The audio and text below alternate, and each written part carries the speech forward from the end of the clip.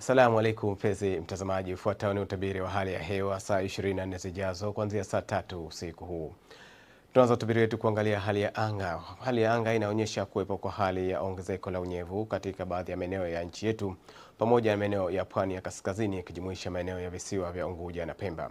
Hali hii imepelekea kuwepo kwa hali ya mvua katika maeneo machache ya ukanda huu wa pwani pamoja na maeneo ya visiwa vya Unguja na Pemba. Na kwa usiku wa leo ni matarajio yetu kuwa na hali ya mawingu kiasi na maeneo mengi yatabaki kuwa makavu. Wakati hapo kesho tunajua kuwa na hali ya mawingu kiasi, mvua nyepesi katika maeneo machache ya kisiwa cha Unguja, kisiwa cha Pemba, mkoa wa Tanga, mkoa wa Dar es Salaam, Pwani pamoja na kisiwa cha Mafia na vipindi vya jua. Wakati maeneo ya Lindi na Mtwara kwa kesho yanatarajiwa kuwa na hali ya mawingu kiasi na kuwa makavu kwa ujumla. Pepo za pwani kwa kesho yanatarajiwa kuvuma kutoka kusini mashariki kwa kasi ya kilomita 30 kwa saa kwa pwani ya kusini, wakati ambapo yanatarajiwa kuvuma kutoka kusini kwa kasi ya kilomita 20 kwa saa kwa pwani ya kaskazini. Hali ya bahari kwa ujumla inatarajiwa kuwa na mawimbi madogo hadi makubwa kiasi. Kwa kumalizia utabiri wa hali ya hewa, tuangalie viwango vya joto kwa baadhi ya miji ya ukanda huu wa pwani wa Tanzania.